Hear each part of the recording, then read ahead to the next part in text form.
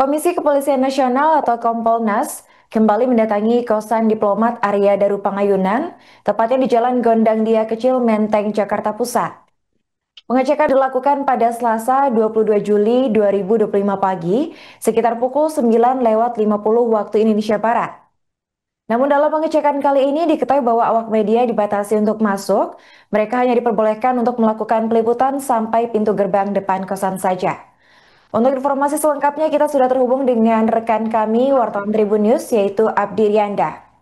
Halo rekan Abdi, bisa dijelaskan bagaimana situasi terkini di lokasi rekan?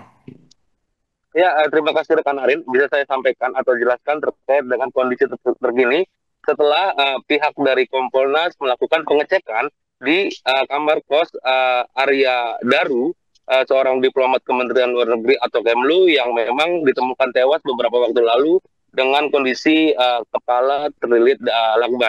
Ya, tadi memang pihak Kompolnas sendiri tiba di lokasi sekitar pukul 9:50 waktu Indonesia Barat.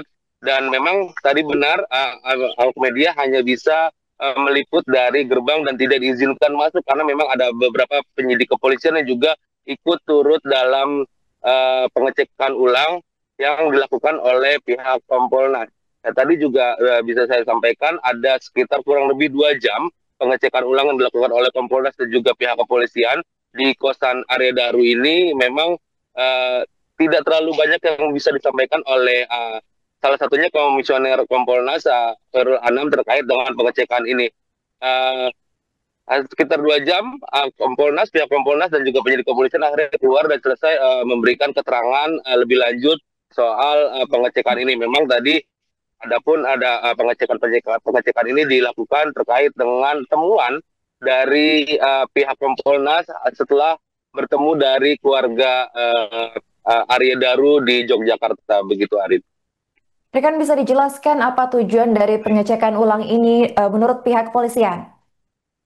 Ya, memang tadi dari Khairul Anam atau dari Kompolnas menyebutkan beberapa temuan yang didapatkan oleh pihak Kompolnas setelah bertemu oleh pihak keluarga Arya Daru ini dicocokkan atau disinkronisasi di lokasi atau di tempat ditemukannya Arya Daru meninggal dunia pada beberapa waktu lalu. Tadi bisa saya jabarkan salah satunya terkait dengan CCTV bahwa memang rekaman CCTV yang saat kejadian dan hingga saat ini memang semuanya clear, tidak ada yang kurang, tidak ada yang hilang dan beberapa rekamannya juga sudah diperiksa oleh pihak dari Kompolnas. Lalu juga ada pemeriksaan dari kunci slot.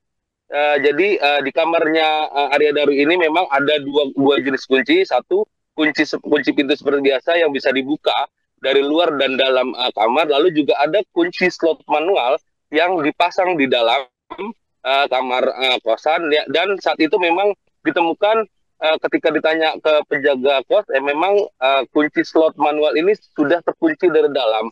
Lalu juga pihak Kompolnas mengecek juga terkait dengan plafon kamar dan juga plafon kamar mandi yang memang sampai saat ini kondisinya dalam kondisi baik sehingga bisa menandakan jika tidak ada orang lain yang masuk ke dalam kamar kos Arya Daru selain korban saat ditemukan meninggal beberapa waktu lalu, begitu Arif. Rekan bisa dijelaskan apakah langkah lanjutan dari pihak kepolisian setelah pengecekan ulang ini? Ya, memang selesai pengecekan ulang oleh Kompolnas ini, Kompolnas sendiri juga langsung menuju Polda Metro Jaya untuk nantinya berkoordinasi dengan tim penyidik yang memang menangani kasus kematian ini dari beberapa waktu lalu. Nantinya memang pihak kepolisian, Kompolnas juga tidak akan memberikan statement lebih lanjut terkait dengan hasil temuan yang lebih dalam lagi karena memang harus dikoordinasikan dulu kepada pihak kepolisian atau pihak Polda Metro Jaya. Nah, setelah ini dimungkinkan nanti akan ada penjelasan lebih lanjut dari penyidik Polda Metro Jaya terkait dengan hasil temuan Kompolnas soal kematian dari Arya Daru itu sendiri. Begitu, rekan Arif. Baik, terima kasih rekan Abdi atas laporannya dan selamat lanjutkan tugas kembali. Rekan-rekan semuanya, terima kasih banyak. Kami tadi melakukan ngecek TKP, ya, cukup detail. Ada beberapa hal yang penting. Sebelum saya jelaskan, di samping ngecek TKP juga ngecek membandingkan apa yang kami dapat sebelumnya dengan penjaga kos-kosan ini. Lah, satu, yang paling penting kami ngecek soal CCTV, ya, termasuk mengkonfirmasi CCTV itu hidup ataukah mati, kalau hidup berapa jam, dan diambil oleh kepolisian skemanya berapa waktu, dijelasin cukup baik, cukup detail, bahkan ditarik ke belakangnya sangat banyak, dan itu sangat cukup dan sangat baik. Yang berikutnya kami juga ngecek posisi kondisi kamar.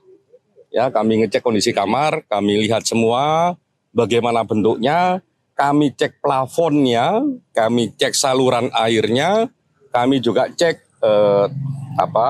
kasur. Dan yang nggak kalah penting adalah kami cek posisi kunci. Lah, posisi kunci ini jadi sangat krusial di situ. Lah, kami cek secara fisik dan kami konfirmasi kepada penjaga kos-kosan ini.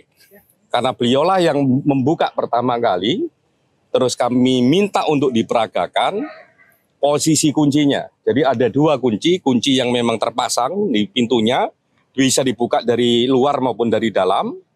Ya, terus kunci yang memang ada di dalam yang bentuknya slot, yang itu hanya bisa dibuka atau dikunci dari dalam. Lah, saya nanya ini posisi kunci yang slot, terutama yang slot ya, yang hanya bisa dibuka dan ditutup dari dari dalam, itu posisinya terkunci. Jadi kami tadi konfirmasi langsung ke penjaganya, kan ada video juga, kami cek videonya, kami konfirmasi ke dianya, waktu dibuka posisinya terkunci. Yang berikutnya kami juga ada salah satu penghuni kos-kosan ya yang masih belum tidur sampai jam 1-an begitu. Apakah ada suara yang mencurigakan? Tidak ada. Suaranya hening dan sebagainya. Apakah kondisinya kayak biasanya? Kurang lebih kayak biasanya. Apalagi di hari itu juga pas hujan rintik-rintik ya. Lah, itu juga penting. Kami cek jumlah CCTV juga penting. Kami cek posisi CCTV juga penting. Tapi yang lebih penting memang soal ini saya spill aja. Ini kunci. Jadi posisi pertama kali sebelum pintu dibuka kayak begini. Nanti bisa difoto. Oke. Nanti setelah ini ya, Pak. Oke, nanti bisa di zoom. Jadi posisinya slotnya terkunci. Ya, slot manualnya terkunci, yang hanya bisa dibuka dan ditutup. Yang bisa dibuka dan ditutup dari dalam. Terus yang ini kunci biasa yang bisa dibuka dari luar dan dari dalam kamar. Terus posisi plafon, baik posisi plafon kamar maupun plafon kamar mandi, tidak ada yang rusak sama sekali. Mungkin itu yang penting. Nanti kami geser ke PMJ untuk lebih detail lagi apa yang sudah dilakukan dan sebagainya. Oke? Pak, mau nanya.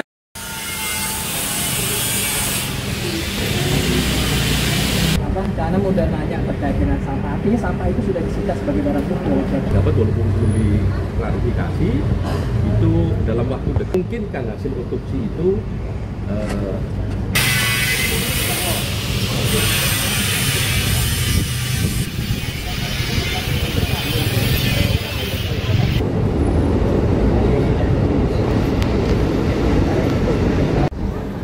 yang ada pojok concern itu.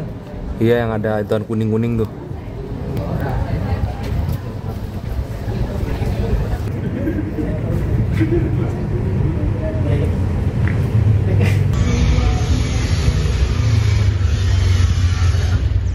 Download Tribun X sekarang, menghadirkan lokal menjadi Indonesia.